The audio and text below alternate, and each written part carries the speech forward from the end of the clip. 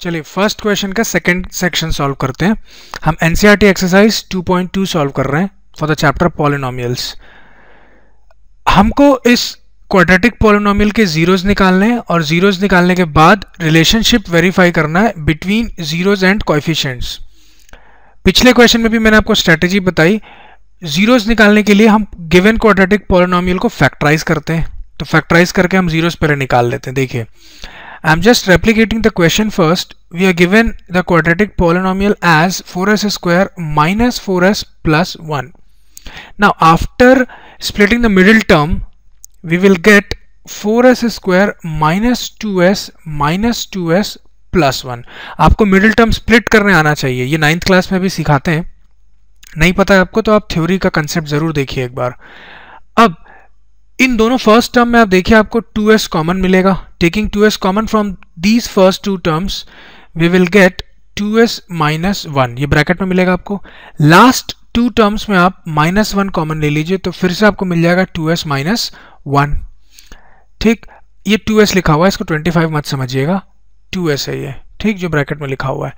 अब इन दोनों टर्म में आप देखिए फिर से आपको 2s माइनस 1 कॉमन दिखेगा, ये जो ब्रैकेट के अंदर लिखा हुआ है, और उसके बाद फिर इन दोनों की वजह से फिर से आपको 2s माइनस 1 मिलेगा।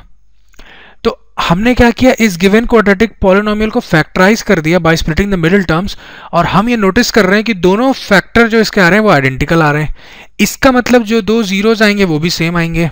ठीक, so we can write the given quadratic polynomial 4s square minus 4s plus 1। इसको हम ऐसे भी लिख सकते हैं 2s minus 1 into 2s minus 1, उसके फैक्टर्स के फॉर्म में। Now this quadratic polynomial is going to be 0 when 2s minus 1 is equal to 0, which gives us s equals to 1/2। दो बार 1/2 आएगा, आप देख सकते हैं, एक बार इसकी वजह से एक बार इसकी वजह से। तो दो जीरोज आ रहे हैं, दोनों जीरोज आइडेंटिकल आ रहे हैं। तो मैं यहां पर लिख देता हूं the hence the zeros of the given polynomial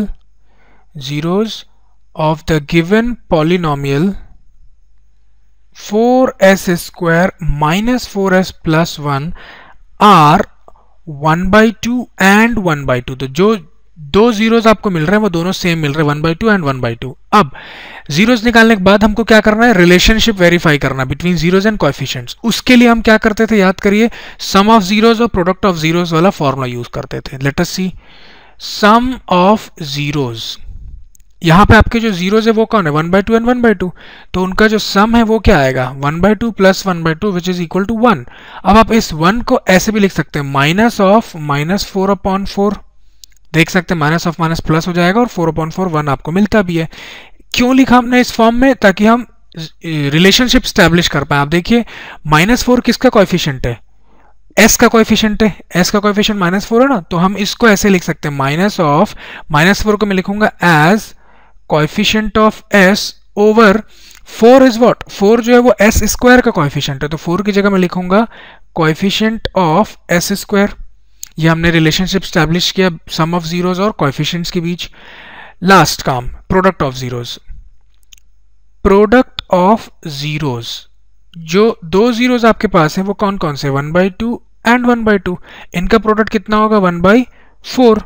और 1/4 आप देखिए ध्यान से क्या है, जो न्यूमरेटर में 1 लिखा है वो इस गिवन क्वाड्रेटिक पॉलिनोमियल का कांस्टेंट टर्म है, तो 1 को मैं रिप्लेस करूंगा कांस्टेंट टर्म वर्ड से, ये हो गया constant term of the polynomial over 4 again coefficient of s square, तो इसको मैं लिखूंगा coefficient of s square. So this completes our solution. क्या करना था, मैं दोबारा सम अप कर रहा हूं, आपको क्वाड्रेटिक पॉलिनोमियल्स के जीरोज निकालने थे, उसके लिए हमने इसको फैक्टराइज किया। फैक्टराइज कैसे किया, मिडिल टर्म को स्प्लिट करके।